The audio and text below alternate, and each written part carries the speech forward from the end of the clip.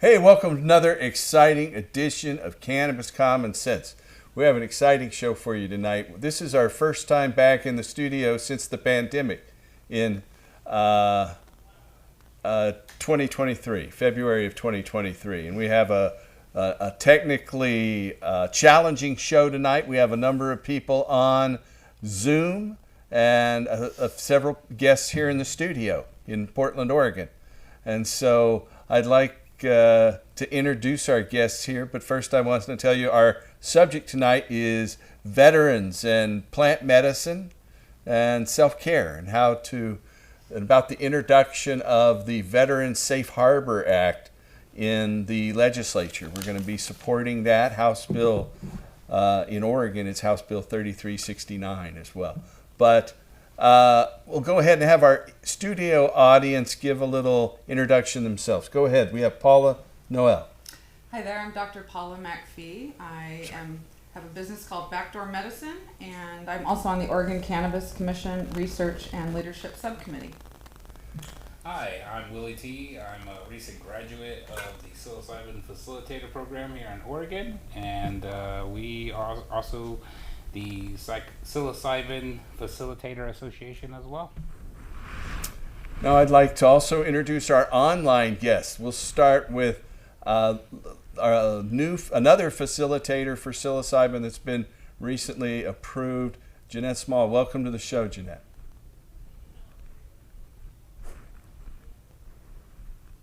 Okay. What about Pearson Crosby? Pearson Crosby, can you hear me? No. And I can't really make out the other person. It's a silhouette. Now Pearson Crosby's disappeared there. Okay. That's how you know it's live. That's Joshua Hanley. Now he's gone. Okay. So he tried, at least. Well, let's go ahead and talk about the history of this show. I've been asked to give a little synopsis of this show. We've been doing cable access television since 1996. This is we're going to record show 1149 and 1150 tonight.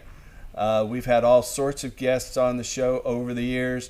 Everyone from Jack Hare many times to Keith Stropp from Normal, John Trudell, famous Native American activist, and many other guests. But tonight we're going to talk about veterans and cannabis.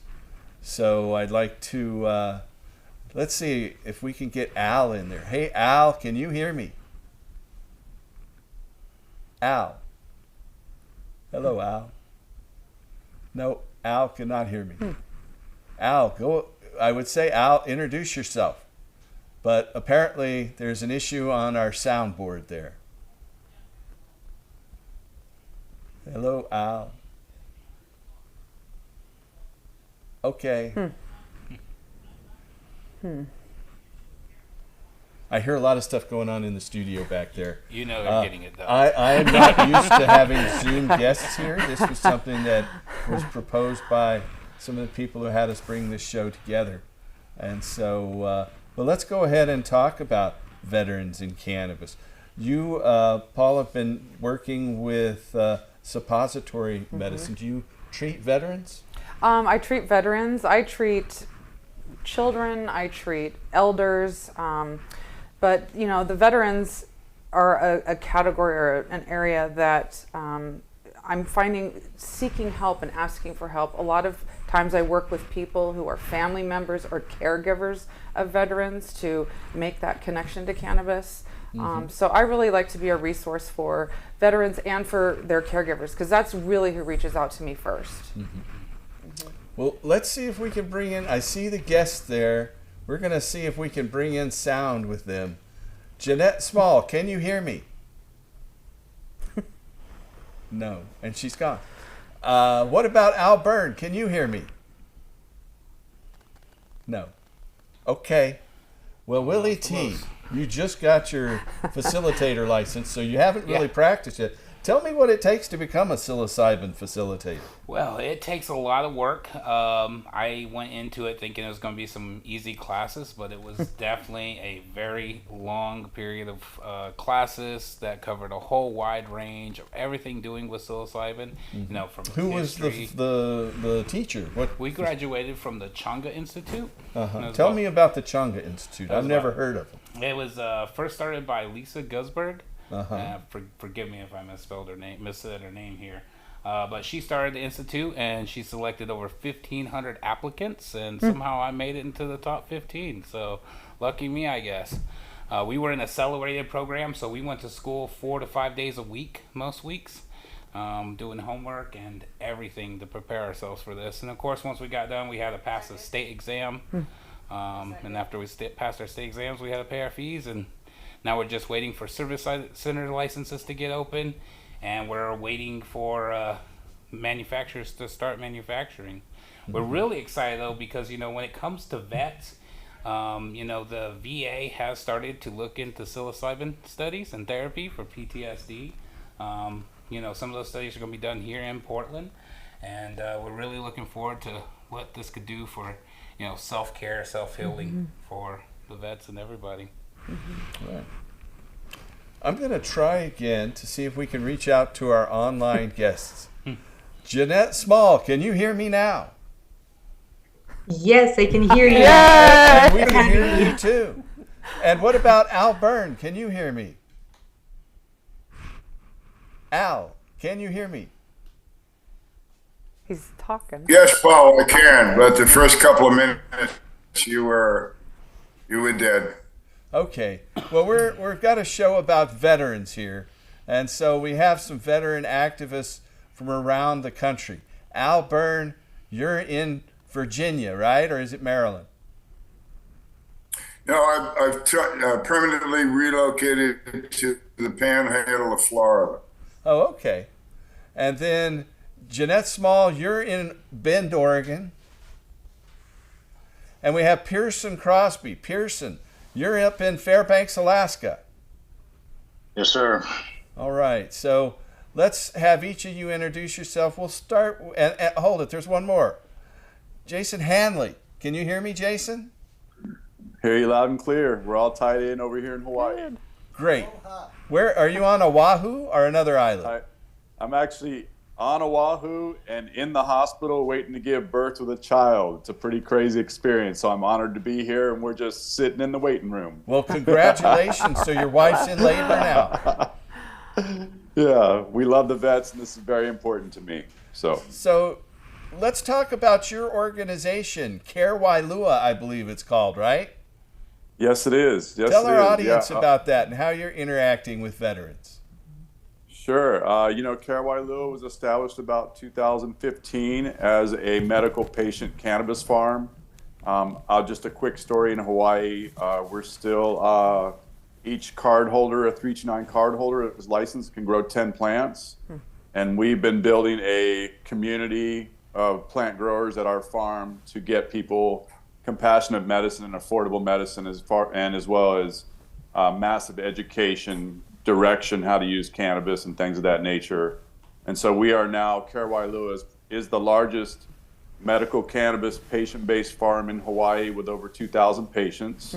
We are also the leading advocacy group over here fighting the policy and the bills in Hawaii right now to get the medical program up and going and fighting the power of privatized dispensaries and stuff like that. So we've been doing a lot of work over here, and then we're probably about 40% vets. And then I'm also a 10th Mountain Infantry 3-year honorable vet, as well as a U.S. Fish and Wildlife Service retired biologist. So a lot going on over here. I see. Yeah, I'm a veteran myself with service-connected disability. Paid my way through school long ago. Now, nice. Let's go to Jason, not Jason, but Pearson Crosby. Pearson, tell us about your organization up in Fairbanks. Well, I don't have a organization per se that is just connected to Alaska. I work Yeah. with the Veterans Action Council. There's a group of veterans nationally and internationally that work on whole plant medicine legislation, and our motto is access for all. And we do our best to try to push some of these topics into the lawmakers in front of them. And we are an ad hoc organization. We don't file for 501c3, but we come together. None of us are paid. We work together and try to get things done as a collective. I see. You just recently came back with Michael Kravitz, who is trying to get into our Zoom here right now from Vienna. You want to tell us about what you were doing in Vienna? I wasn't in Vienna. Oh, okay. I'll let Michael I thought you were. I'm speak sorry. on that. But no, we all work together. When one of us is somewhere, we're all there, and we do our best to support each other in anything that has to do with getting veterans access to things that should be accessible to everyone. I see. And you also have a delivery service there, don't you? Yeah. So one of the first businesses I started back in 2018 was a cannabis delivery service throughout the state of Alaska. It was That's during a big the infancy territory. of, yes, it was. It was interesting. We'll just put it that way. It was one of the hardest things I've ever done, and got away with it legally. All right. Well, Glad to congratulations. be here. Well, now I want to have Al Byrne introduce yourself. I've known Al going back to the early 80s when you were on the board of directors of the National Organization for the Reform of Marijuana Laws. Most recently, I've been on your podcast, Veterans Concerns, I think it's called. How are you doing tonight, Al? I'm doing fine, Paul, and it's nice to see you and talk with you guys again. It's And good. I see you let Kravitz in. I suppose you have to. But let him talk last, because Pearson and I know once you get him going, you can't shut the guy up. You can't do it. So you've kind of said where it's been for me. I am a veteran. I served 24 years in the United States Navy. I retired from the Navy. Wonderful experience, except for those that weren't wonderful. After I got out of the Navy, I worked for the Agent Orange Commission and the Veterans Administration as a counselor, almost exclusively for combat veterans from Vietnam. And through that experience, my own experience in Vietnam, and then working as a counselor, I learned a lot about post-traumatic stress. I say that again, post-traumatic stress. I've dropped the D. Yeah, I agree. Most veterans dislike a lot the fact that they are having a disorder. Well, To them and me, it is hardly that. If And you have a medically, bunch of bombs drop you can around you and explosions and people shooting at you and you shooting people, I think it's not a disorder to be severely affected by that. It's a normal reaction. It'd be a disorder if you didn't have a reaction, right? Yes, you just said my sentence. Thank you. Okay. It's exactly right, Paul. We agree completely. So anyway, I learned a lot about that. Over the years, I was on the board of directors of Normal. I actually ran Normal as an executive director for 2 or 3 years, as secretary, and did a lot of stuff. And I'll take credit right here for giving the federal government, a lot of trouble. When I got to Normal was a legalization outfit. Still is, should be. No disagreement. But along the lines, in the early 80s, I met this terrific, wonderful character named Jack Herr, And I also had experience with medical cannabis in my own family. And so with the assistance of the board, Normal actually started to very, very aggressively about 1990 divide the issue into three, which we have today: legalization, the medical use, of course, hemp, etc. And so from there, I moved aggressively into veterans. We introduced the veterans conversation into the medical conversation probably about the mid-90s. It became very, very aggressive in our conversation after the year 2000. That was when Mike Kravitz is over here. Mike and I joined together back in those days. And in the past, whatever the hell it's been, Mike, 25 years I think Mike and I have led the charge, if you will, been the point of the spear, walk point in military language for this medical issues that comes to veterans. And Pearson is one of our cohorts.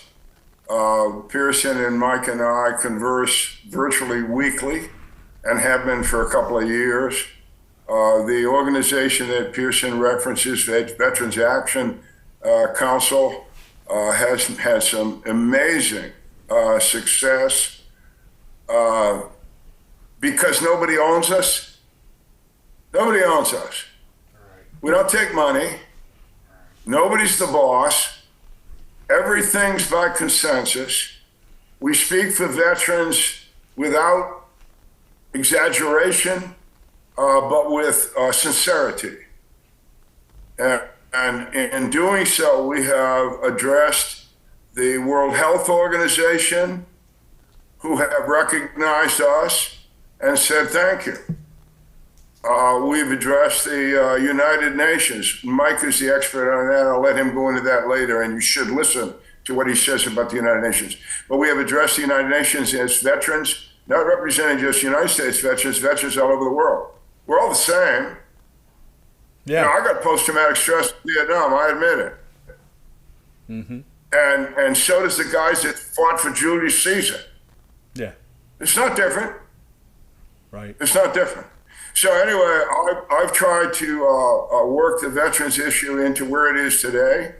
I'm very grateful to Paul and you for talking about this issue tonight. I hope it's repeated more and more often.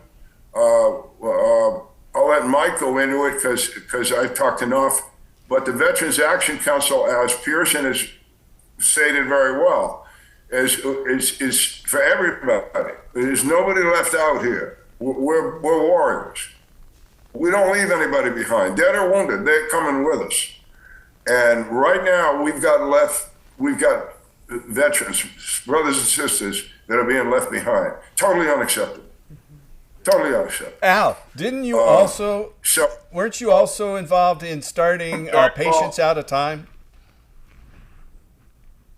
Yeah, well, I did that on the side. Okay, yeah, and your wife as well, RN Mary Lynn Mather. We started Patients Out of Time. Yeah, it was, I just got pissed off, you know, and the government started saying, well, everything's anecdotal. Well, fuck you. So I started Patients Out of Time, and what we did was we had, these were accredited conferences, accredited by the AMA and the ANA, the American Medical Association, the American Nurses Association, let me run a conference on their behalf that would give continuing education credits to doctors and nurses. And we did so starting in 2000. That was Patients Out of Time. And that busted the Fed's ass too. Yeah. They didn't know what the hell to do with that. Like up until then, it had been, you know, oh, you guys are just a bunch of talkers. And all of a sudden, we parade out on the straight PhDs and MDs and patients who say the truth. And then the AMA and the ANA says, yes, stamp of approval. And that was a ball buster for the feds. That started in 2000. It's gone now. It's okay. Did its thing. It's been replaced multiple times, and that was the whole idea. Right. Thank you for asking, Paul. But from the veterans' perspective, that was also important because it gave the veterans' voice some science behind it. Yeah. Which is now incredible. I mean, the science, worldwide science. Let me go on, I guess, if you guys are okay with it. But Yeah. you hear all this bullshit from the politicians and everybody else about there's no goddamn research. Well, the hell there isn't. There might not be any U.S. research, but there's a whole goddamn world out there. Yep. And in that world, there's 25,000 pages of peer-reviewed research on cannabis. There's 27, 28, 29 countries in the world that have cannabis in their pharmacopoeia, saying it's medicine. We got 40 states or something and territories and D.C. It's medicine. And these fools in D.C., they're fools. Sit there and say, what? Well, I'll tell you why they say that, because they don't know what the hell they're doing. They're cops. They're lawyers. Yeah. They haven't been in medical school. They haven't been in nursing school. They don't know what the hell the endocannabinoid system is. It's all about There's money. also another law I recommend these people about is that if you don't have a medical degree, it's against the law to practice medicine. Yeah. Well, it's all They about do it money. all the time. Right? It's all about money and power and the continued centralization of economic and political control. Something I've been saying on this show for the 27 years we've been doing it. But I really want to thank you for your lifetime of activism. A lot of people come up to me and say, "Oh, you're like the beginning and you helped." No, I came and there was a group of people, including Al Byrne and his lovely wife, Marilyn Mather, and Jack Hare and Norman Zinberg at Harvard, many other people, John Sajo here in Oregon, Dr. Fred Orther, just to name a few. But let's jump over to Michael Kravitz. Michael, can you hear me? I can. Good. So tell us about your work and introduce yourself. Wow, that's an open question. You've been on the show several times over the years, both in studio and during the pandemic. And I was on your show, you're in Al Byrne's show. Is it Veterans Concern? Veterans Voices. Veterans Voices. So, yeah, it's an opening question, and you've got the floor. Michael Kravitz. It's much love. I really do love you all, and I appreciate coming back to your show anytime I can. I've always tried to, all right, let me start over. The work that we do at the United Nations really, in a way, doesn't even exist. I mean, there is no work at the United Nations. It's the work that we do locally, Oregon, New Jersey, wherever, that I take to the United Nations. And that's a direct connection. And then hopefully take back information about what's going on inside those walls, so we don't have a situation, like Las Vegas, where what happens here stays here at the UN, because it really is hard to understand what's going on behind those walls. You have to have an ID card to get in. And that was, I guess, the biggest part of my work early on, going from 1997 to about 2008, was getting those badges for the reform movement, for the cannabis movement, to be able to get inside the UN and participate and be involved. I honestly have to tell you that I didn't think that change was going to come in our lifetime. I thought I was planting the seeds for another generation to be Tell able to our participate audience in about the UN. change, because we haven't touched on the change in international law that you helped spark up, as well as you sparked that bowl. Well, that's the next phase of my work, really. And it was very seamless. About 2008, we had a huge summit in Vienna. We culminated a lot of the, groundwork for what's called non-governmental organizations. That's us, to participate at the UN and to play a role. They just, on a side note, the UN really does appreciate us there, because we can give them a point of view of the actual need of citizens around the world, what's actually going on, often unfiltered, and they get more of a filtered version from government. So they really do actually appreciate our input. 2009, we had a gift given to us in the form of a prohibitionist attempt to outlaw cannabis seeds. I don't know if you even remember this, but it was a big attempt by Japan to outlaw cannabis seeds. Well, that backfired. And what it did was it created an open door for the World Health Organization to consider cannabis from A to Z. And we got deeply involved in that. We being myself personally, I made like 7 trips to Geneva, Switzerland to participate in these meetings. But we, the medicinal cannabis movement, brought everything. I mean, we brought everything. We had all our science, all our researchers, all our doctors, all our stakeholders. We literally brought them all. National Normal helped us bring hundreds of thousands of individual comments through the FDA. We brought individual people to speak directly to the expert committee over in Geneva. We had testimony that we compiled into reports and we gave them in Geneva. I mean, we really laid it on thick. And these cats really, soaked it all in. I have to say that the expert committee at the World Health Organization is a real expert committee. And once we actually challenged, there was one political figure on the committee, Bertha Madras. I don't know if you know Professor Madras, but if we hadn't intervened and she stayed on the committee, we might not have gotten anywhere. But in 2020, these recommendations from the World Health Organization, when they're handed off to the UN, it doesn't take a consensus. Like to change the world drug policy, to change the treaty takes consensus. But if you can get the World Health Organization to change the baseline based on evidence, that just takes a simple vote. And we were able to lobby countries and work with different member states and get enough countries to actually support it to change the treaty. And if you had asked me in 1997 if I thought we were going to change the world before we changed the United States policy, especially when I thought the USA, legalization was going to drive the rest of the world's, reform. So I had it totally backwards. We got the world changed first. And you might, just to finish it, put a fine point on it, what you might call our change at the UN, because it's, cannabis is still in the treaty, there's still work to be done, but medicinal cannabis is no longer an issue. It's supported by the World Health Organization and legal by treaty, absolutely supported by treaty. And really, the treaty at this point should be working as a mechanism to, by agreement of all these countries that signed it, ensure access to cannabis. It reverses.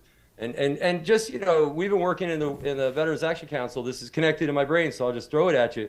But that's a really neat transition we're about to face, where the federal government's job has been to prohibit cannabis, keep it away from anything, interstate commerce, we can go right into your backyard if you even have a joint. But wait, the minute we legalize it, it's going to be the government's job to make sure that no one infringes on interstate commerce. Wow, what a 180-degree reversal. We call it the Dormant Commerce Clause. It's going to be really coming in and biting a lot of things. So this is really interesting time.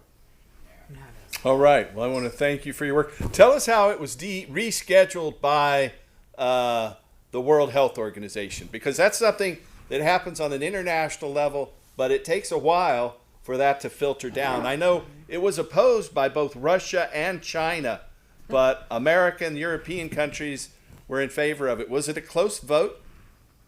It was an extremely close vote. And if the United States hadn't voted in favor of it, we wouldn't have won.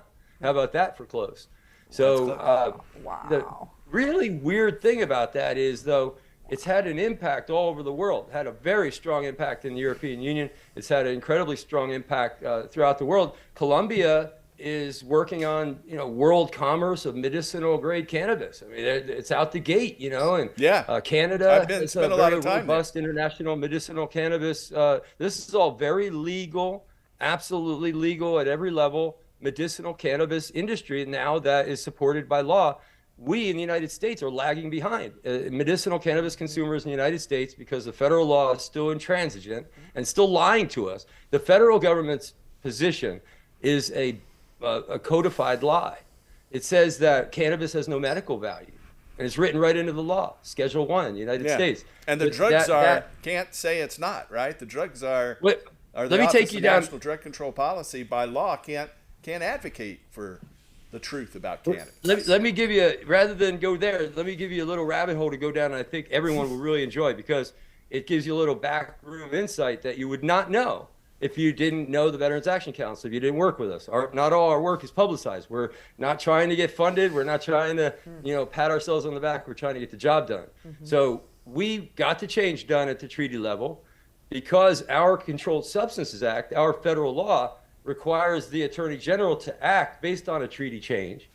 And it specifically says in our Controlled Substances Act that all those other considerations of whether it has accepted medical value or whatever, those are not to be considered. That's actually written into the law in the United States. You treaty change, AG, change schedule to fit. That's how it works. And that happens every year as new drugs come down the pipeline, new bath salts or whatever, new forms of fentanyl. They come down from the treaty level, the AG, puts it right into law.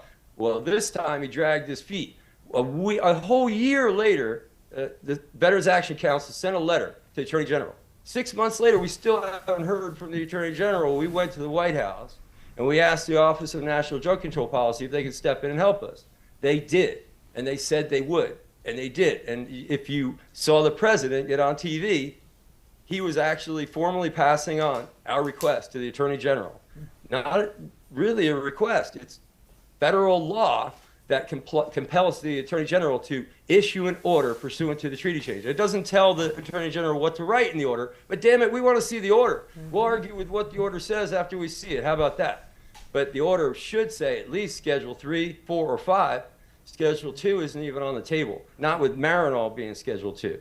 So this is a very interesting moment. The drug policy reform movement has been fighting that schedule number in court since 1971. Millions of dollars have been spent on legal fees. We took a little team over to Geneva, found a loophole in the treaty, changed the world, and now it's got the president asking the AG for us to change the schedule number. How's that for cool? That's pretty darn like on cool. the edge. Thank you. So let's talk for a moment with Jeanette Small. Jeanette Small's here in Oregon, but on another over in Bend, about a 3.5-hour drive out of Portland. And Jeanette, you were one of the first 3 people, I believe, who got a facilitator's license for psilocybin medicine. Do you want to tell us about that? Absolutely. Thank you so much for having me. As the mushroom person in the group here, I feel a little bit out of place, and I just want to say thank one you. more. That's Willie right. T. Hi, Willie. Did you guys go through the same class? We did. Yes, we did. We were in the Okay. same class. We completed the same thing. You're alumni. All the things Willie has said, I stand by that. He was right. And I want to say thank you all so much for all the work that you guys have been doing, because I personally am such a big fan of all of the work that you've done. I have benefited from medical marijuana myself. It has made such a huge difference in my life.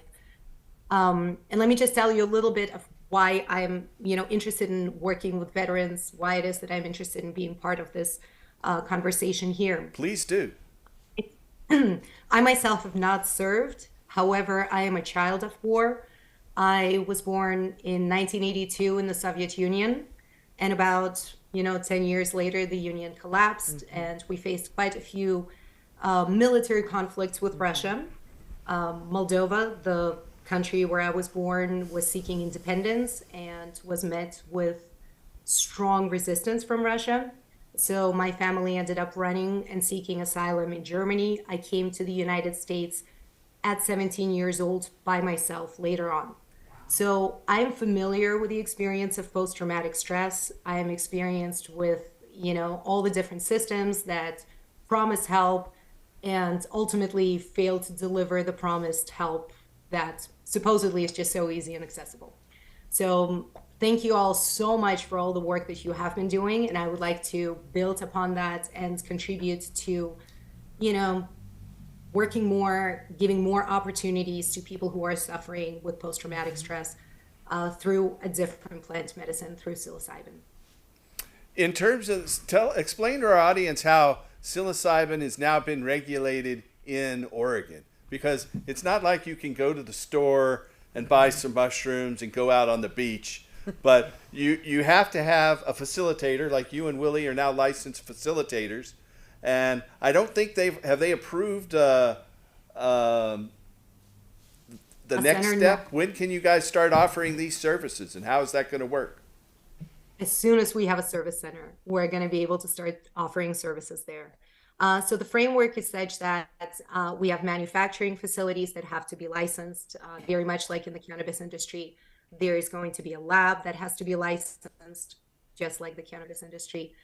And then the product can be utilized in a service center.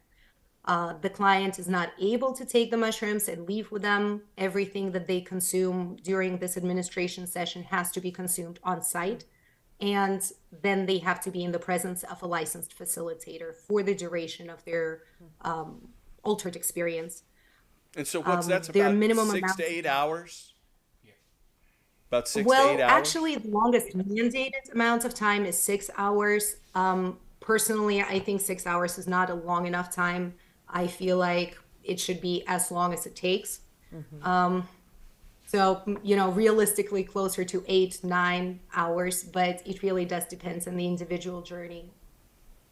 I don't know if And you know yeah, it, but and I then- used to have an office there in Bend on the main drag through town for THCF medical clinics, but we shut that down a few years ago. And so Yeah, I remember. it's right there I next was to the missing you Purple guys. Kitty. I remember that. Yep, But- that's right. I remember. Mr. Hanley, is it Jason Hanley or Joshua? I'm kind of confused. I'm sorry. Jason. It is. Jason. It is no problem at all, man. I'm honored to be here. It's Jason Hanley. Thank you, Jason. I used to have an office in Honolulu as well. We saw probably about 3,000 medical patients, mainly on the Big Island, but also on Kauai and Lahui. And I worked out of an office center there in Honolulu as well. Yeah, I always thought it was strange how the Big Island has about 10 to 15% of the people, but it has about 50% of the medical marijuana permits, where Oahu has 75 to 80% of the people, but it only has about 20% of the medical marijuana cards. The rest being split between Kauai and Maui. But I noticed a different culture on each different island. You must experience that too, right? Yeah, I think the culture of cannabis here in Hawaii is rooted in this place on every island. There's no doubt about it. I Yeah. can share stories from kids that grew up on Oahu that were growing Durban hash plant in the sugarcane fields and are now my age of like 54. So I it's, was in the Army because the Army recruiter said, "How would you like to go to Hawaii?" So I was stationed there at Schofield Barracks, and I bought some very good sinsemilla. Some of the best sinsemilla. Definitely at the time, it was the best I'd ever seen in my life at that time. And so we're talking 79 and 80 there. But tell us more about Kairwailua and what is the legislative situation there in Hawaii right now? Sure, I'll try to keep it a short story. I will go back to your Sensibilia comment and let you know that those strains are still here alive in Hawaii and are still some of the best sativas in the world. And, right now what Kairwailua is trying to do is we're trying to get the cultivation licenses back into those people's hands, into the growers' hands of Hawaii that went through all the Ronald Reagan Operation Green Harvest chaos. And so we're really fighting super hard to just reinvent this medical program here and get, affordable licensing for people and an open market. Come on, guys. This is, basically, Hawaii pushed the dispensary's place in 2015 on a lottery and just really pissed everybody off. And it's just kind of like going back up to the gentleman from Alaska. And I'm telling you what, guys, I haven't been in this meeting. I'm honored to be here. I'm just floored, man, that these connections keep happening, and I'm really excited to be here. Just to let you know. So great. How is your wife doing? Is she in? We are hanging in here, man. We're just waiting to be induced here in a few more hours. We're going through the induction process, but it's going slow. But we're all happy and cool, and we're actually watching the Sixers Boston game, so we're all kicking it here. Well, our prayers and blessings for your wife and your new baby. Yeah. I hope it so all. I'll just give you a quickie on Hawaii. You know what I mean? And it's just it's like all you gentlemen, and it's the fools, right? The uneducated. You know what I mean? That are really establishing policy and putting in stuff in place that are really a lot of these older politicians that are really holding back are leftovers from the Ronald Reagan days. They're really, where a lot of people think it's about money and stuff like that. Yeah, it is a little bit here, but we would all agree that it's a huge vice problem here, and that Operation Green Harvest did a lot of damage to the people of Hawaii the Japanese culture of Hawaii that now thinks cannabis doesn't have any medical, deals with it, so that's kind of what we're fighting, but we're excited. We crushed a lot of bills this year. We crushed 3 legalization bills that were hiding behind, getting people out of prison, but letting the dispensaries take the role of licensing and stuff. So we were really excited about that because this has got to come back to the people and this has got to be done the right way. We're kind of following the Maine model where you just build it from the medical society, get the people in power, and let's start opening these cards up and have small craft cannabis, which we think will give veterans like myself, and Hawaii's got a large amount of veterans, capacity, friendship, education, all those things that are needed with this plant that we've seen at Karawailoa just go crazy. I mean, you can cry on our farm every day and just be like, what the hell is happening here? And, we're up to like 2,000 patients. The state of Hawaii's tried to shut us down. They can't do it. So I feel like I'm in here with a bunch of group of outlaws that have changed the world. And I'm just really, I'm honored to be here. To be honest with you, I'm honored. And I know the fight that you guys have gone through and the stress. And you want to talk about some PTSD, how about cannabis policy, guys? That's some ridiculous shit, man. So I'm just stoked to be here, and I'll keep it short. And I'm very honored to keep connecting with all you people. I'm just so happy to be here. Thank you. Well, I'm glad to have you here, too. It's Jason, kind of interesting to if have... I can interrupt. Yeah, please. Jason, it was so interesting. I was stationed there in the Navy in 71 through 75. And the Japanese influence was just beginning. And I suspect now it's even more overpowering. So, and they're so anti-cannabis, it's ridiculous. It was interesting you bring that up. I'd like you to comment for that a little bit more. And also, I just want to know if you know Brian Murphy. I know of Brian Murphy, but our paths hasn't crossed yet for some reason. So, but we're getting there. You know what I mean? Okay. But like I said, I'm just glad. He's an old buddy. He goes back to 1990 days, and he has a lot of history in Hawaii with cannabis. But talk to the folks about the Japanese influence, please. Yeah, I mean, we've done a lot of work this year with meeting about with every representative there is in the House, and I think there's about 300 of them. We've really been jamming and meeting all the power players, and I brought in data, I brought in education, I brought in Mark Barnett from the Maine Craft Cannabis Policy. I mean, like, to show them, hey, you guys are holding back on something that's only going to make it worse for yourselves. It's going to engage your black market, which is already probably one of the biggest ones in the world. And you're setting up a recipe for disaster that's already in place. So, stop doing what you're doing. Let the people of Hawaii run this program with some canopy flowering space limits and some super simple stuff to spread equality and kindness and compassion across the state. And so, I think getting into these people's backyards and explaining that to them is really important so they can't bow out of it. But, guys, I spent about 200 hours in legislation this year alone, and it was freaking mind-boggling. And I know you guys all know because you've been through it, whether it's psilocybin or whether it's cannabis. You're like talking to, and I don't want to insult kindergartners, but I felt like I was talking to kindergartners, you know what I mean, with an agenda. I'm like, oh my God, not only are you guys not educated, you have an agenda here. And so, that's a big thing to kind of change that role and change that world, but also don't jam it down their throats because they fight back hard. Mm-hmm. So capture them and bring the tears and the stories to them and let them know, hey, it's going to be okay. We care about community. We care about children in drugs. We care about safety. We care about doing this the right way. Let us help you do this because it can be an amazing cultivation laws given back to the people that lost everything during the Ronald Reagan days. And as anybody knows who's from Big Island, Puna was the capital of the cannabis world in this world and had thriving stores, car dealerships, businesses, communities. I flew into Hilo not crystal meth epidemics. In the 80s and brought back pounds of cannabis to our Oregon market. It was a little cheaper there at the time, but the price went up back in the the mid 80s. But I also want to address what Al was talking about. The Japanese culture predominates, both the cultural and the economic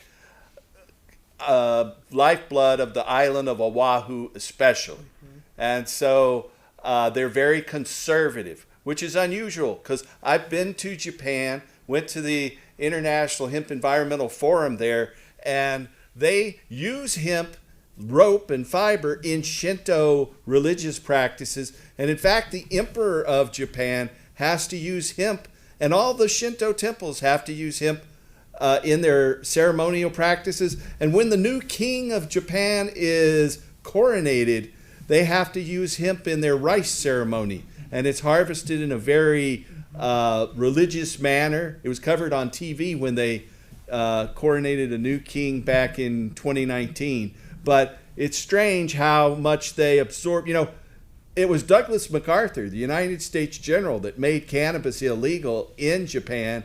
It wasn't illegal until then, but it's just that conformist attitude that permeates that culture. And I think that's predominant, especially on Oahu, but less so on the other islands. Would you agree, Jason?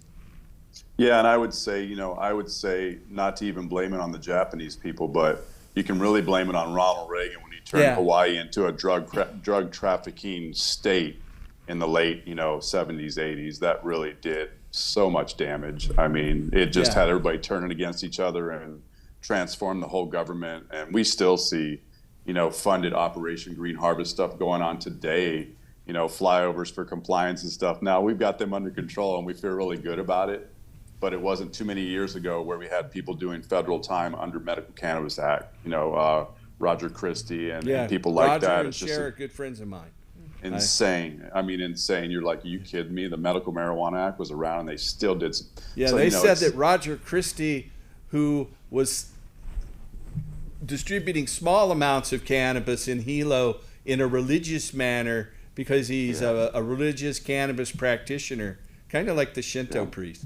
But he was arrested, and they took him and 14 other people to Honolulu, and they held him in jail and said he was a danger to the community for 5 years. They wouldn't even grant this man bail. He'd never been arrested before. He'd only been charged with selling small amounts of cannabis. But they claimed, and the federal courts upheld, that he was a danger to the community and could not be released on trial.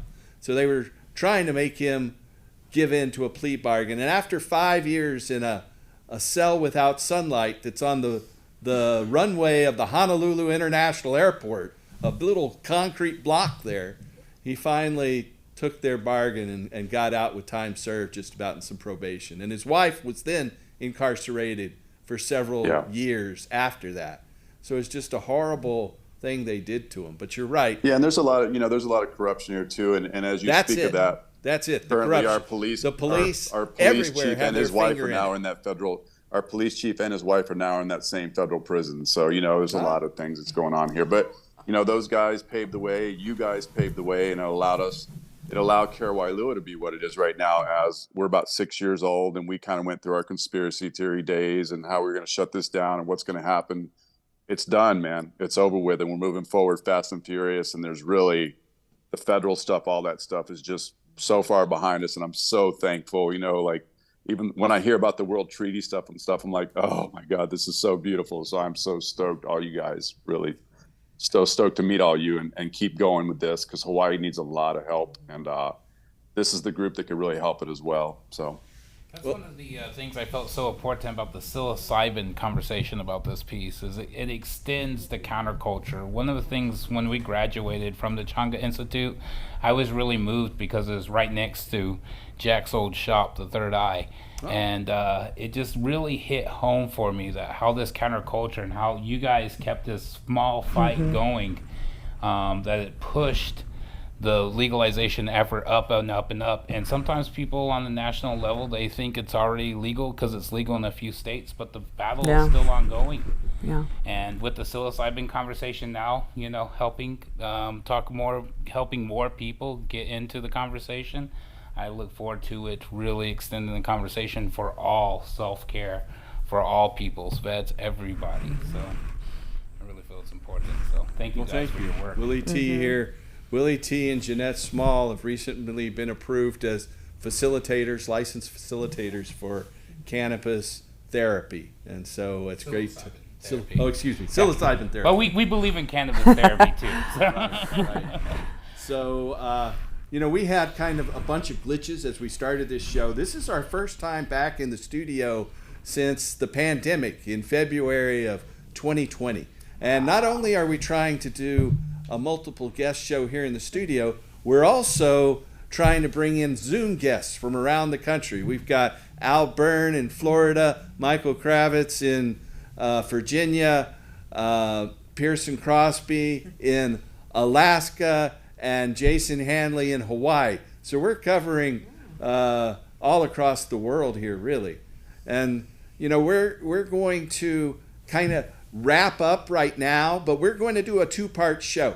So we're going to be back on. We're streaming this live right now, but we're shaping it up for our series. We're going to be back for a second set of shows next week. So our guests remain here. We're going to pick up and start taping again in just a second. But we want to thank our audience for watching and keep working to restore hemp and mushrooms and freedom. Yeah, freedom. Just freedom straight up. All right. Thank you. Okay, so that's one show. I think the start of this second show is going to be better. So we'll just go right into it. Talk about the Cannabis endocannabinoid mushrooms. system. Okay.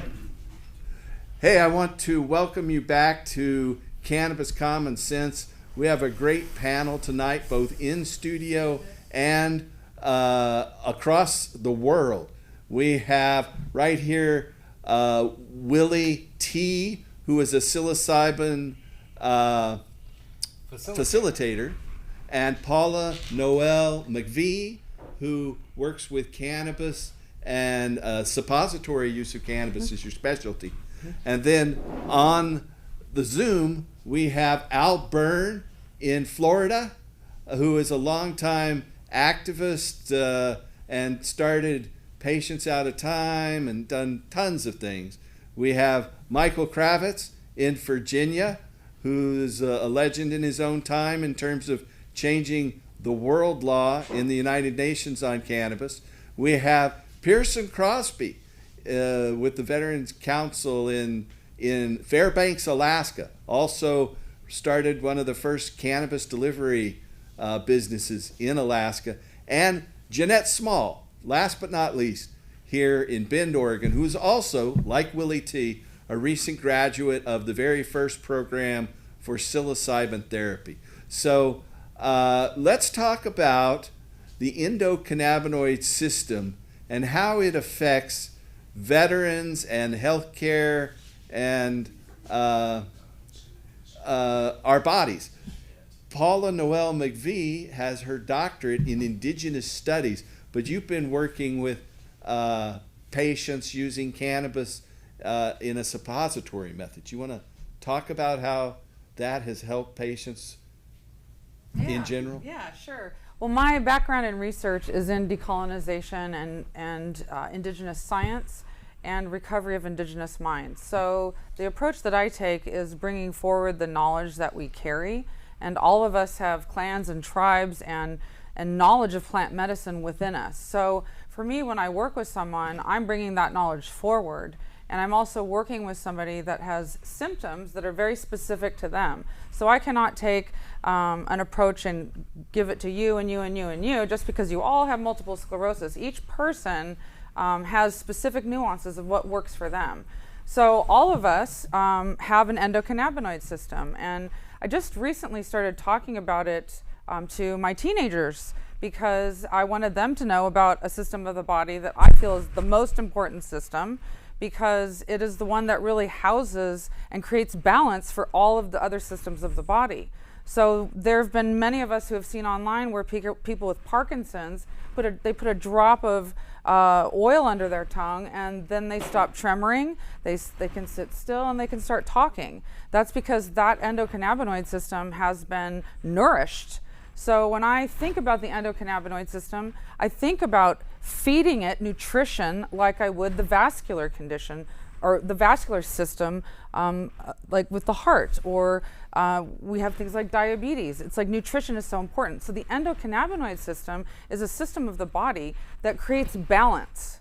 It's homeostasis. So if we don't activate that system and we don't use that system, depending on your genetic mutations and what you manifest for your conditions or your challenges, that's what's going to come forward. And then we also have the added bonus of our environment, our life, the stress, the events, the sexual trauma, the domestic violence, everything that vets go through. It's like that's another layer on top of it all. So if we're carrying on in life without our endocannabinoid system getting nourished, we're going to manifest these symptoms and these things. So when I work with people, I work with each person's story. I listen to their story, the layers of what they've been through, and then I can fine tune what will work for them. What are you comfortable with? Now, many people are not necessarily comfortable with using a suppository. So we talk about that. We explain the methodology, how it goes in, what the protocol is to make you comfortable. And I'm very comfortable talking about it because I've suffered, and cannabis suppositories were the only thing that got me through my suffering. So I'm comfortable talking about it. If that makes somebody else comfortable, all the better. So there's suppositories which create no head high in the body. It does not reach the liver to get to the brain through the first pass. So it goes directly into the bloodstream, and within 10 to 15 minutes, the body from the neck down has relief. And that relief can be me not focusing on my suffering for 2 seconds, so I can get that pause to realize, wow, what can I do to help myself heal? So that's really the gift of the suppository, is that it allows the body to calm down, whether it's cramps, restless legs, all the things that keep us up through the insomnias, even through nights, through night terrors and dreams, which many of us with trauma have gone through. It gives the body an opportunity to calm down. You can put in 250 milligrams. Now that's a good strong dose. If you ate 250 milligrams, you would probably be in the ER. So it really is a way to heal the body, especially for people with severe trauma. It will allow the body to calm down so it can get rest at night. And then there's other methodologies. Smoking is one route. It's like an aspirin. There's a tincture, which again goes directly to the bloodstream. It acts quickly. It's easy to dose. There's topicals, my favorite, and the all-around thing that most people comfortably can start with, like my dad, elders, children. People can interact with cannabis and use it through a topical. So it depends on what you deal with. One vet, one elder, one child, everybody might have gone through something together, but how they navigate that and what their symptoms are and how to work with those symptoms is specific to each person. So that's kind of my approach to it. That's my way of working with people. And I think that's how we can begin to heal a system of the body that has been greatly neglected. And I would love to see a study on, utilizing the endocannabinoid system to heal vets. I think it's really amazing how, our bodies heal, our bodies have all the tools to heal ourselves. And, doctors, they can, prepare a wound that's been cut and, provide the best skills, the best, area for the wound to heal. But all the healing happens in ourselves. Mm-hmm. And so, like when you slow your body down and you can take that time for your body to heal, it really has such benefits. And it's the same with the psilocybin, it's the same with the mental help on that. It really helps your mind heal and helps your mind, come to a place where it can start to heal itself. And, as a guide too, as a psilocybin facilitator, we're just a guide to kind of help people through that process. And I think it's really amazing what you're doing with the endocannabinoid system and, well, and the combination of both the two. of these together. Can you imagine popping in a suppository and then going into a session?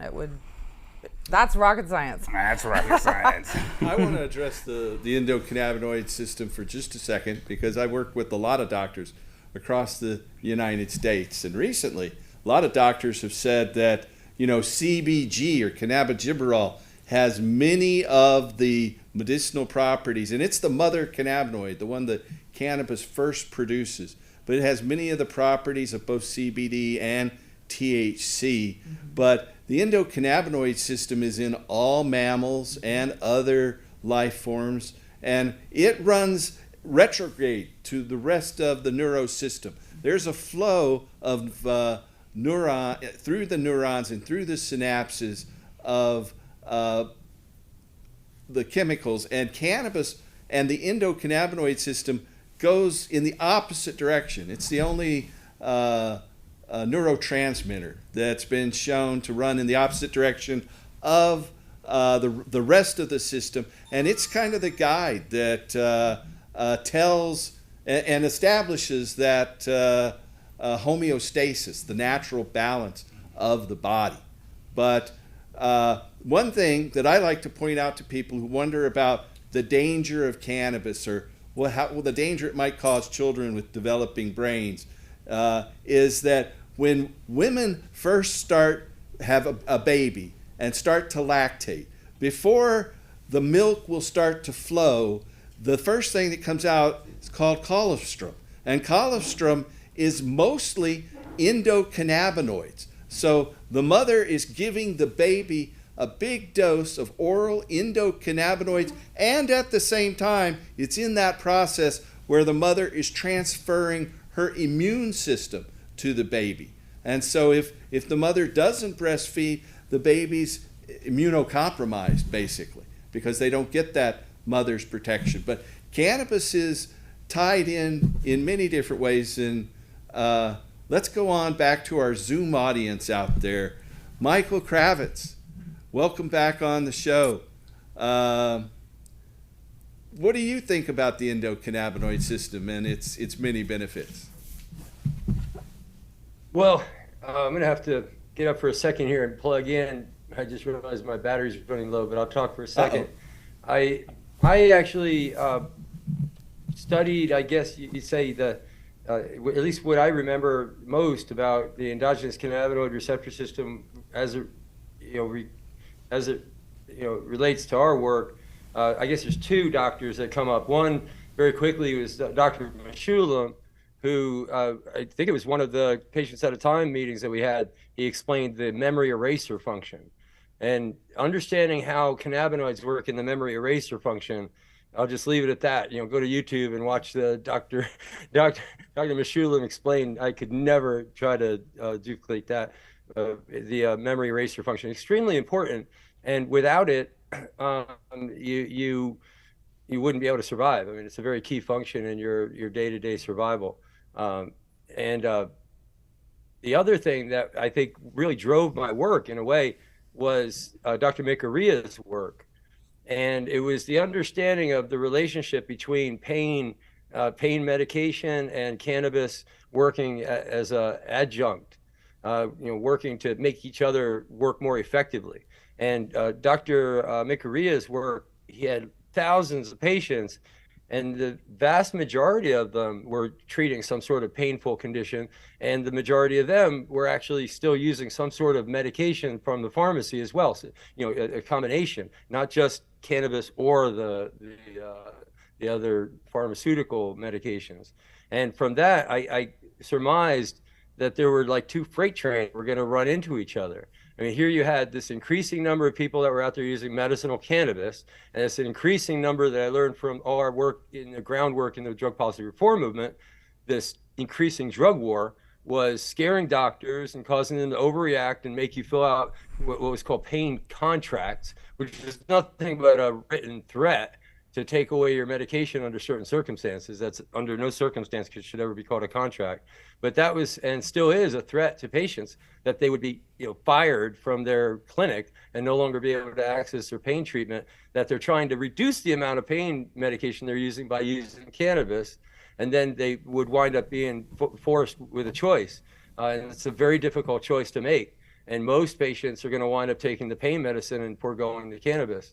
Or they're going to wind up taking the cannabis and wind up going to the street. And either one of those is a bad outcome that you really don't want to have. My work is going into the VA hospitals really as a battleground to fight that pain contract, because I couldn't see fighting it out in the regular world, because doctors have such latitude as individual citizens as to what rules they make in their clinic, but the VA doesn't. And I made a couple of mistakes. I thought we would go through the VA system and it would be all about constitutional rights. It wasn't. It's about standards of ethics, medical ethics. But it's unethical to take away anybody's pain treatment or any medical treatment as punishment. So punitive denial of treatment, which is what it is. If you violate this and I take away, that's not medical. That's not a medical decision. That's punitive.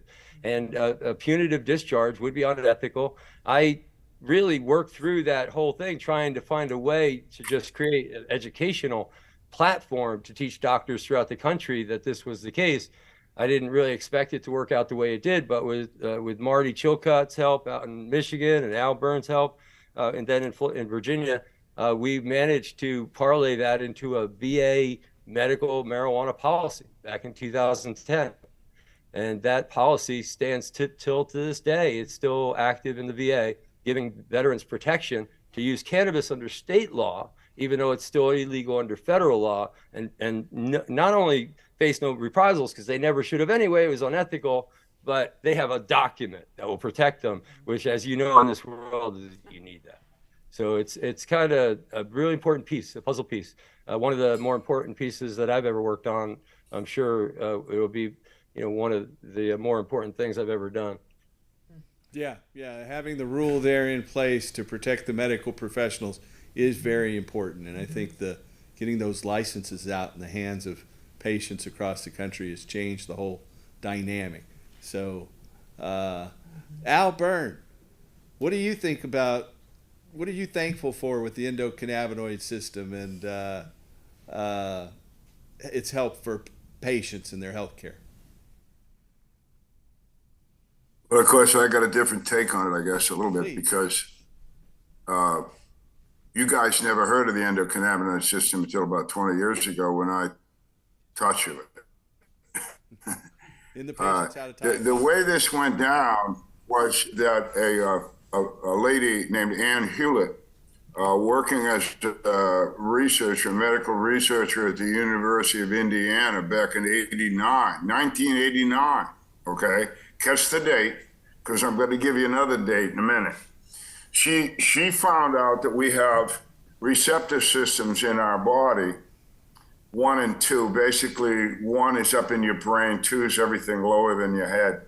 But these receptors are there for endocannabinoids.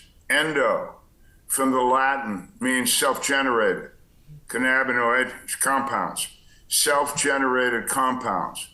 The endocannabinoid system, as Paul has pointed out, is not only in all mammals, vertebrates and invertebrates, it's in every creature living on the face of the earth except insects. Insects do not have an ECS. Everything else does. Whales, your dog, and your daughter have an ECS. It's very, very important. As it was said, the endocannabinoid system runs every other system. It teaches you how to breathe. It takes care of your neural system. It runs your immune system. If you don't have that thing running homeostasis in your body, you're screwed. Ethan Russo, famous MD, cannabis MD, says that the reason we need to take cannabis in as a medicine is because we have an endocannabinoid deficiency, right? Our ECS system isn't running 100%. Well, So if you you listen to what I just said, if my endocannabinoid phytocannabinoids, so system's not 100%, then my immune system's not 100%. My pulmonary system's not 100%. So how do I get that up to 100%? I use cannabis. And that adjunct medicine, I think Mike used that word, that adjunct medicine comes into your body, boosts your ECS up to 100%, and you're good to go. So keep in mind, it's everywhere. When you eat a steak, when you eat a fish, that critter has had an endocannabinoid system, and so do you. So it's mucho important that we understand this. All right, now, let's go from 1989 to 2010. In 2010, because I knew, I invited an MD named David Allen to speak at a Patients at a Time conference in Tucson, Arizona. And he did so. And here's what David did. in 2009, he had his students, he was a professor somewhere, and he had his students call all over the country to every medical school in the United States. There was something on the order of 537 of them or something like that. And not one of them, after Ann Hewlett had discovered the receptors and therefore the system, 11 years later, not one medical school in the United States had a course that had any conversation at all about the endocannabinoid system or medical cannabis for that matter. And no nursing school did. So just 12 years ago, you had an entire medical nursing community that didn't know shit about shit. They're making all their decisions based on everything, and they don't even know they got an ECS that did it. Yeah. Now that's changed. The University of Vermont, the medical school there was the first one in the country after, second one in the country after Temple in Philadelphia that put in medical cannabis. Now there's courses all over the country. Everybody's bragging up, come to my school and I'll teach you about it. But that's only been in the last 12 years. So we have a long way to go because as some of you have indicated, everybody on this show, I'm telling you, knows more about the endocannabinoid system than the next doctor you meet on the street. And that's a problem. That's a big time problem. It's what Jason is up against in Hawaii. It's what Pearson is up against in Alaska. It's all over the place. They don't know what we know. And it is imperative that we continue the educational process that all of us are involved in. And whatever you think we've all done, we're not done yet, but you guys are on the right go. And I'm so happy. When I started this shit up years ago, what I wanted was to end up right where I am today, talking to a bunch of people like you that know what the hell they're doing and are going to take over and do it right. And so Jason can thank us for being there, and I'm thanking you, man, for being there now. It takes us all, and thank you so very much. And that's what I think of the ECS. It's funny you mentioned the steak because something a lot of people forget. Up to, even just 100 years ago, most of our food and feed was fed through hemp and hemp seed. And so, for the bulk of our history, everything we ate, our chickens, our cows, they ate hemp. They ate hemp seeds and stuff, and that's how we consumed a lot of it. And it's only been in the last 100 years we haven't had that in our food every day. And there's a whole lot of other things happening in the last few hundred years, that would go to show you that it was probably an important thing to keep in our food. In fact, most of the animals that are domesticated were domesticated by hemp farmers. Yep. And one of the reasons those animals allowed us to domesticate them is because we fed them hemp. From horses in Scythia, chickens in China, pigs, we fed them hemp, so we were able to domesticate them. Well, and my dog's in Northeast Portland because I make my own dog food and I put my backyard grow into their dog food. Uh-huh. The world truly ran on hemp in the beginning. It was the first true power source. I notice in my garden that dogs like to dig up the roots and eat the roots for whatever reason. There must be something really good in there they like. But anyway. I'll say one thing about the cannabinoid receptor system. You might forget facts, you might forget dates, but you don't forget discovering stuff. You don't undiscover something. When we discovered the endogenous cannabinoid receptor system, it was like, discovering something within ourselves, and it is discovering something within ourselves. And the fact that it's connected to a plant is not a coincidence. The way that the world unfolded and unfolds, we have a very strong relationship with that plant. But the discovery is just going to get bigger and bigger. That's for sure. It can't go the other way. I take that as a certain hopeful thing to add to what Al was saying about. And I totally agree with what Al was saying about the education level. But we have a long ways to go. It's just getting started now, in a way, really, I think. Yeah, it opened a window. The discovery of the endocannabinoid. For the ladies in the audience, I'd like to point out something that was brought up. It's very important. For the ladies in the audience, Dr. Meshulam, he's gone now. We just lost a great man. But his laboratory in Jerusalem for the last 40 years has worked on cannabis. one of his primary researchers, again, was invited by me in 2004 to come to Virginia and give a report on breast milk, mammal breast milk.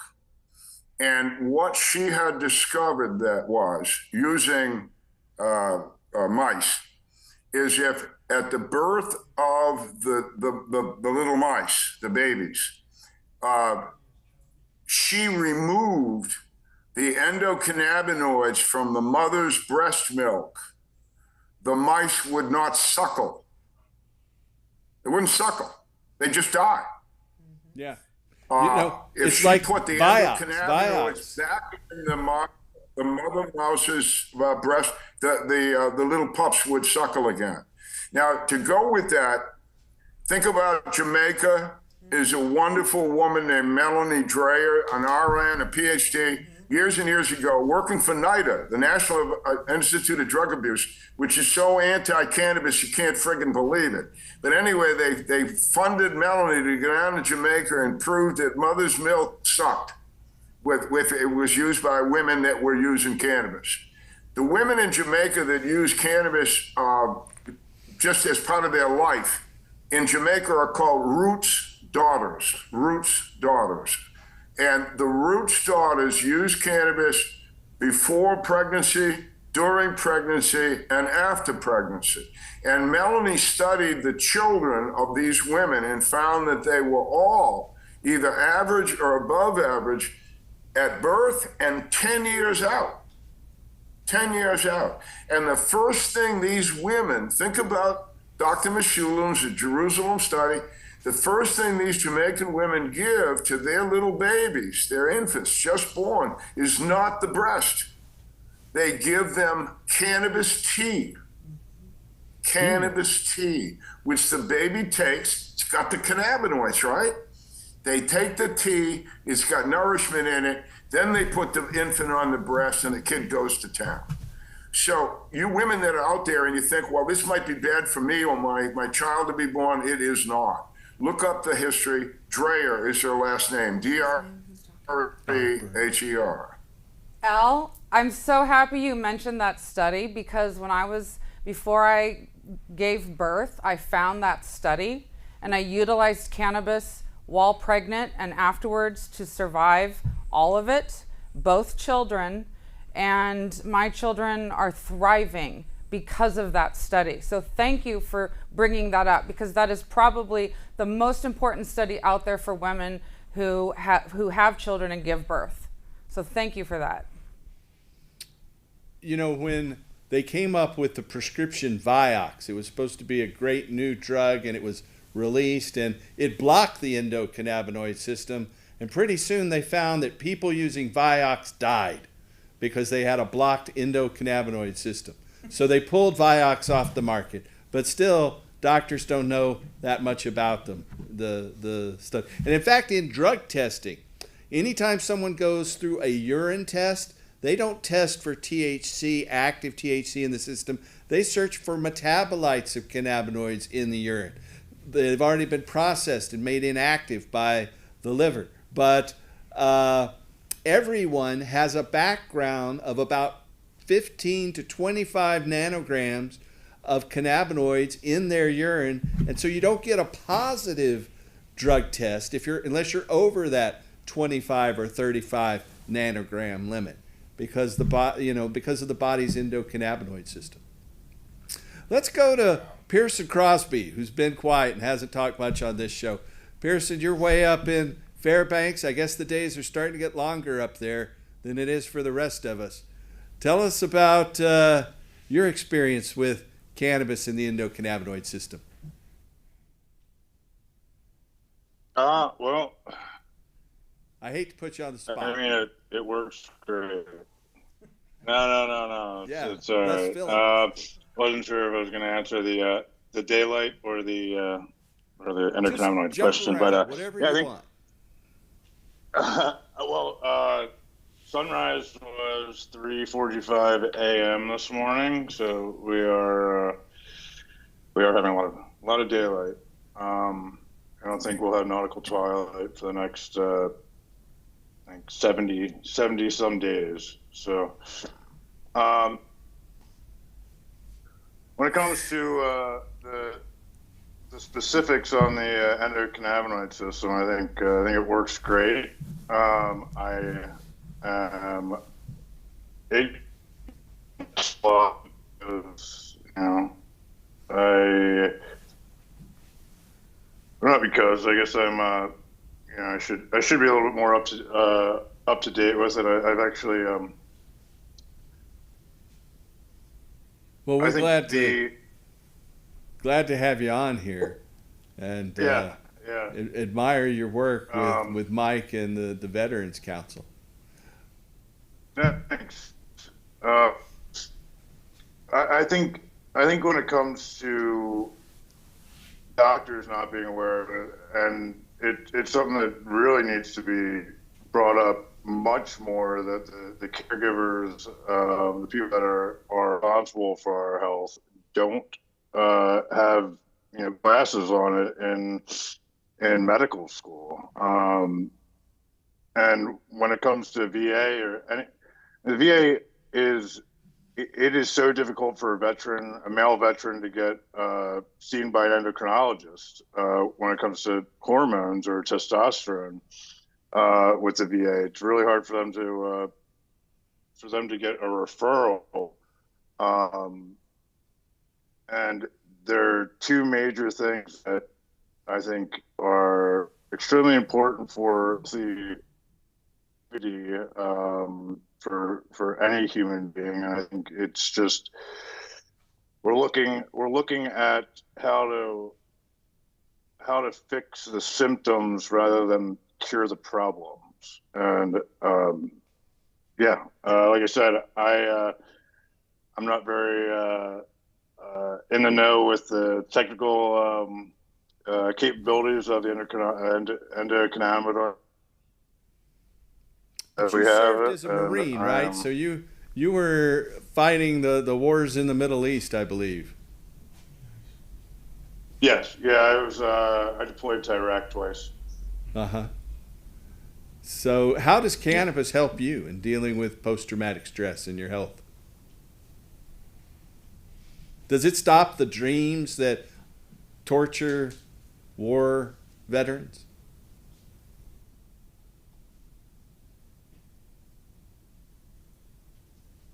In Philadelphia, I was prescribed everything I asked for when it came to opiates and benzodiazepine, and I got heavily addicted to it.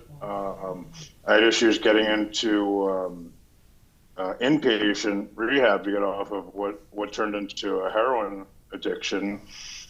And after giving up these attempts of going into an inpatient facility to get off of the opiates, I ended up locking myself in my apartment for a month with a big bag of cannabis, and it gave me that edge I needed to get through the withdrawal.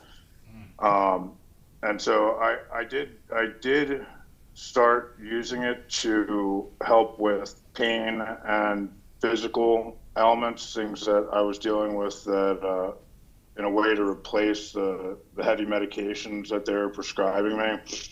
But I've come to realize through just over a decade of advocacy work and interacting with veterans and people, and not just veterans, I think we need to start including first responders and police officers, the benefits that they realize from cannabis, or their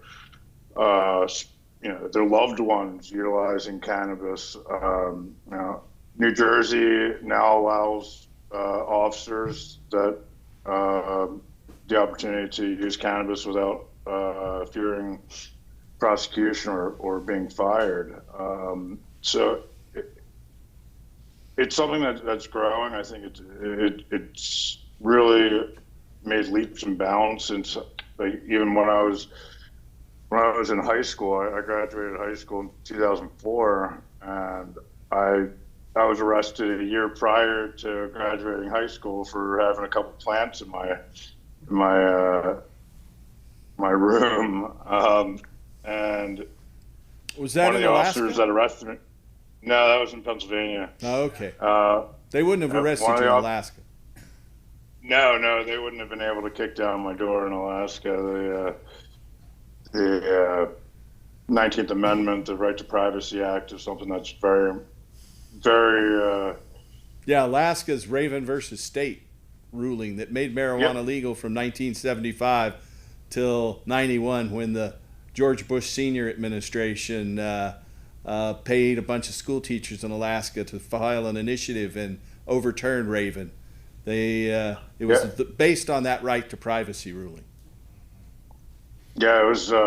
It is a whole different world up here. I moved up here in 2015, and living in Philadelphia. I was born and raised in Philadelphia, in the suburbs of Philly. And after the Marine Corps, I spent a couple more years in Philadelphia and came up to Alaska.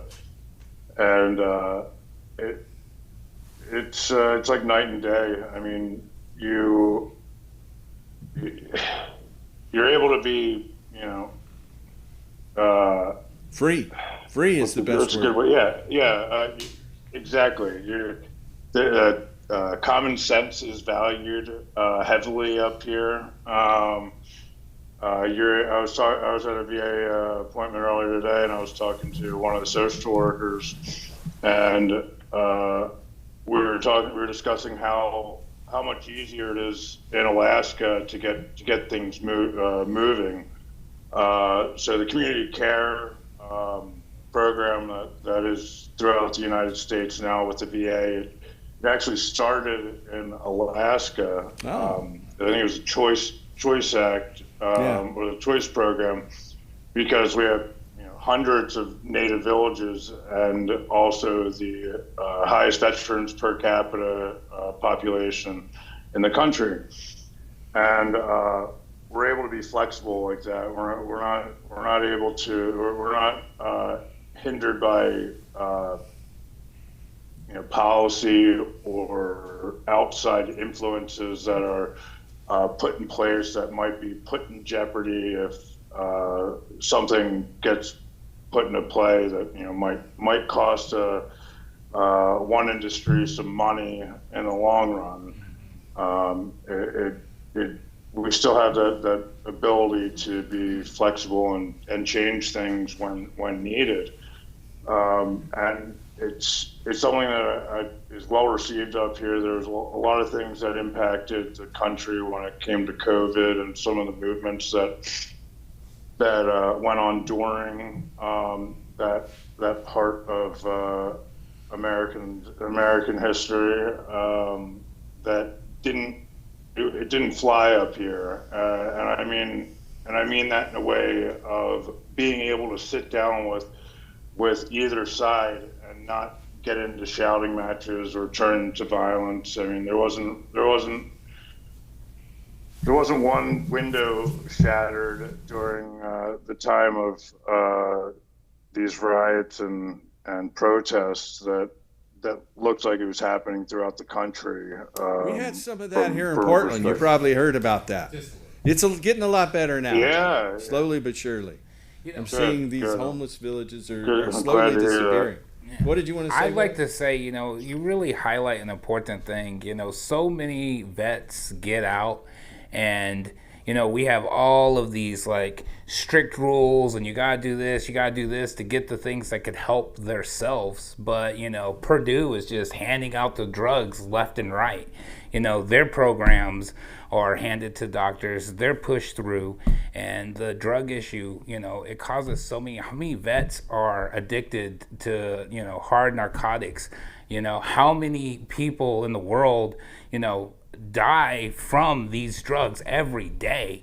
And it's mind-blowing how we have these things that can help each other, but because we're not all driven by money, we don't have lobbying systems pushing these doctors to push these drugs on the people, to push these drugs on our vets. 22 vets a day die from suicide because they're not getting the help that they need, and that's why I think psilocybin is such an important conversation of this piece. Cannabis is great for healing the body and easing the pain, and the psilocybin therapy helps you tackle the things that, help you. And, as a facilitator, part of our job is allowing somebody to dive deep into that pain, deep into that hurt, to that struggle, to the things that are causing the stress. And that's why the psilocybin movement needs to be part of this conversation, and we got to start pushing this up more too, because it's going to help that mental health. You and Jeanette Small, they're exactly. in big. It's going to help the mental basis. I couldn't agree more. And in some ways, I think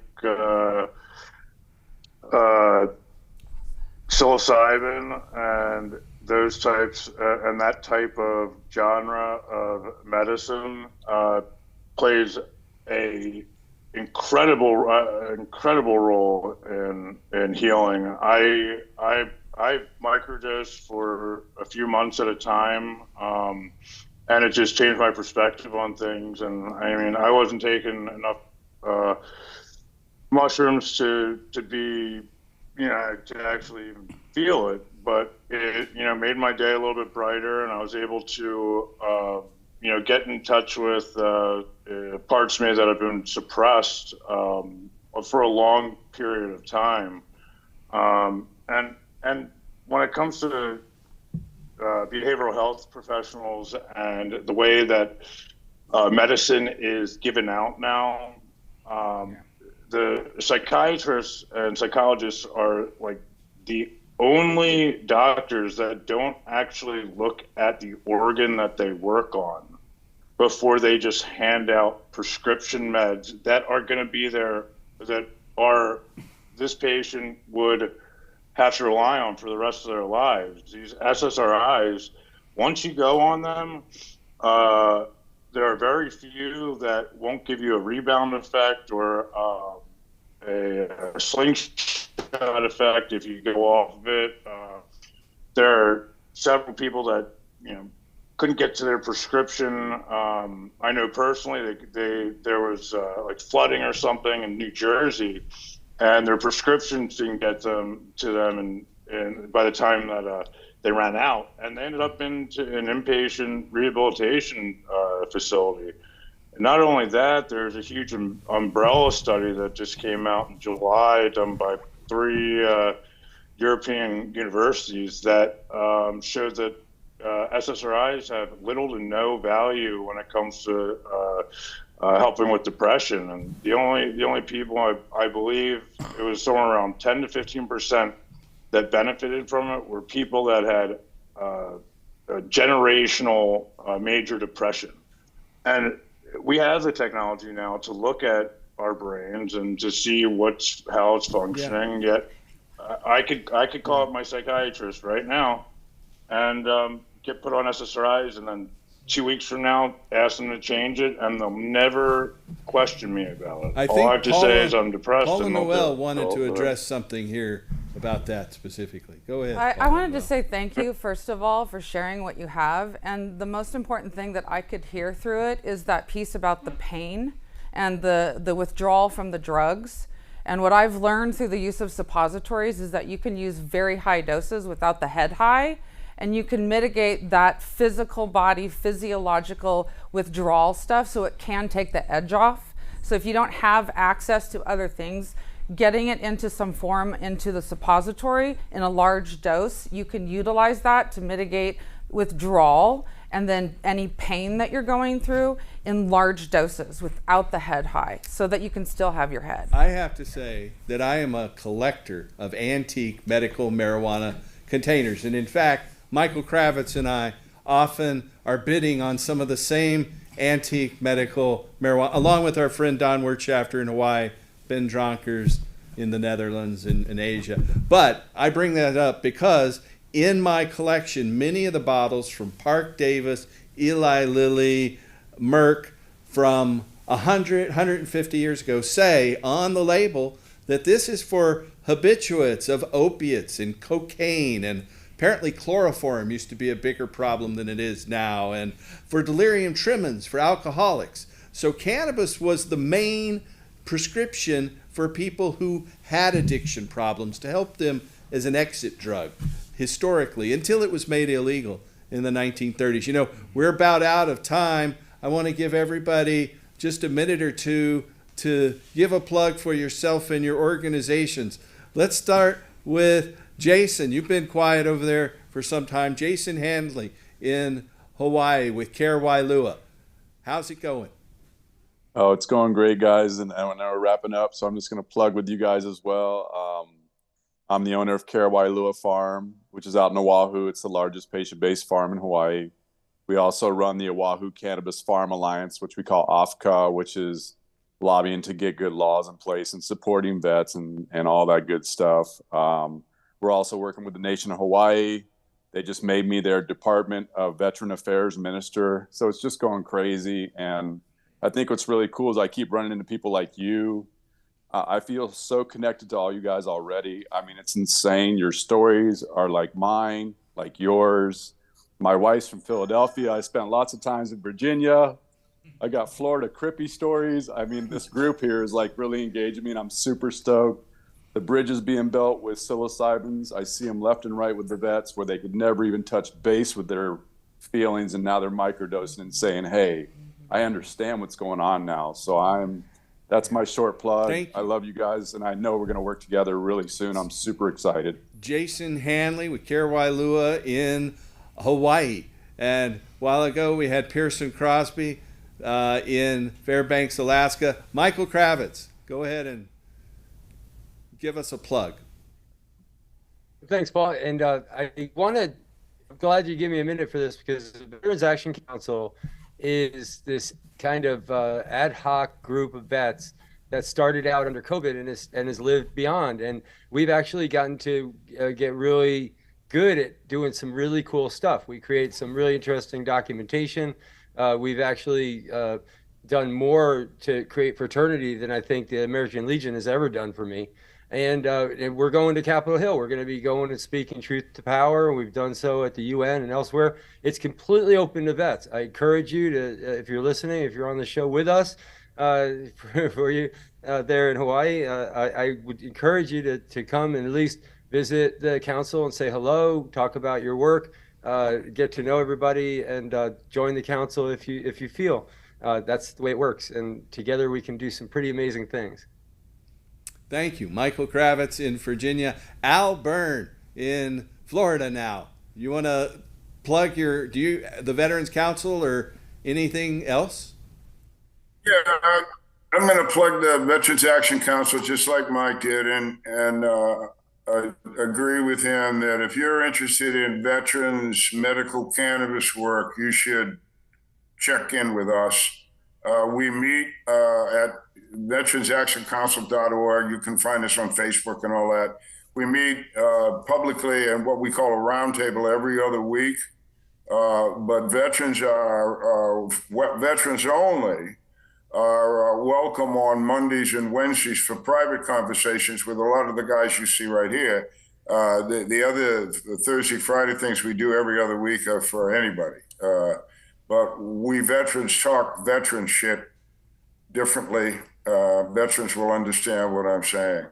The only thing I want to brag up is I haven't done it yet. Michael's heard this. Pearson says, yeah, sure, Al. I got a book being published. All right. And it's about veterans and cannabis. The name of it'll be out this summer. The name of it is For Country and Cannabis. And it's an autobiography. It's a story about an autobiography of medical cannabis. It's not an autobiography of Al Byrne. I just was a vehicle that told the story. But the story's about some of the people that Paul's mentioned that you don't even know their names. Norman Zinberg, I mean, a hero. But who the hell knows who Norman is besides some of us? Well, the book is written so that Jason and everybody else that doesn't know how this all went down and who did it will have a record of that. So I'd like you to look forward to that. I will. I'm going to have to get an all the autographed money I copy, made, maybe I don't in think person. I'm gonna make. I'm definitely money, going to get an autographed copy from you, Al. So, Huh? I'm definitely going to get an autographed copy from you. You will definitely get. So, Jeanette Small, You'll let's get one. You'll get give one. a- And if I make any money, that's not the intent. It's all going to go to some dog issue. It'll go to saving some canines, military right. canines or something. It'll be something like that. All right. Jeanette Small, you want to say anything in closing? You haven't had a lot of time to talk here, but go ahead.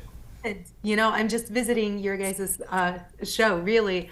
I would like to plug the service center that I'm about to open. I am, in the process. The name is going to be Lucid Cradle.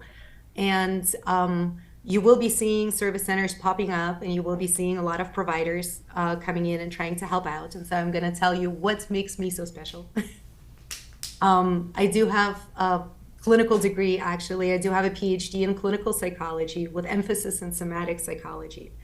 And prior to getting into psilocybin work, now that it is newly legally possible, I have worked in a variety of social services. I used to run a group home for teenagers, co-eds, ages 11 to 18, working on reunification with their families, most often, violent offenders. I've also worked in psychiatry under a psychiatrist specializing in opioids addiction. He was one of the first 6 who were allowed to prescribe Suboxone.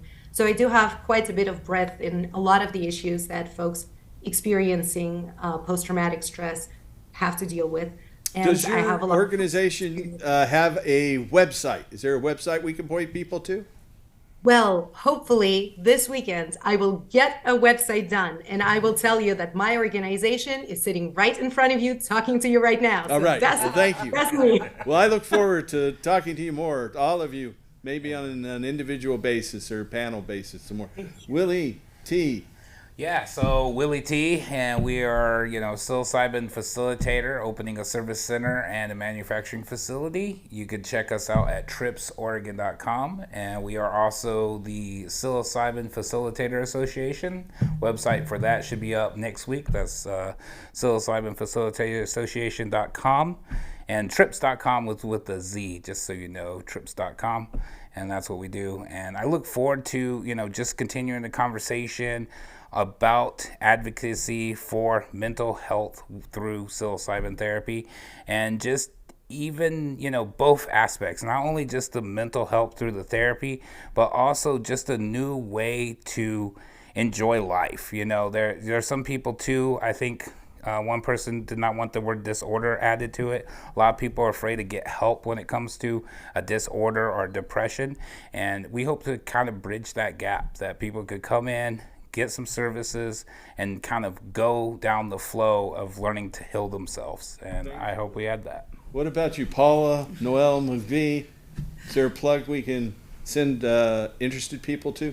Yes, it's backdoormedicine.org. I'm also on Instagram at backdoormedicine and YouTube. I'm a researcher, consultant, and educator. And I also, through this conversation, I really feel like I want to initiate a research study on the use of high-dose suppositories and vets going through withdrawal. I think cannabis suppositories can help in the interim while things are being sorted out. So I would really love to initiate a research study on that. Thank you, Paula. I want to thank all of you for coming in here today and helping us experiment with this Zoom panel interface. Looks like we've worked out a few of our plugs. I'm Paul Stanford, longtime host of Cannabis Common Sense. In fact, this is the end of show number 1,150 shows that we have done since 1996, October of 1996. Hey, hey. So we've made a world of difference. I want to thank you guys for watching and keep working to restore hemp. Yes. Good night. Peace.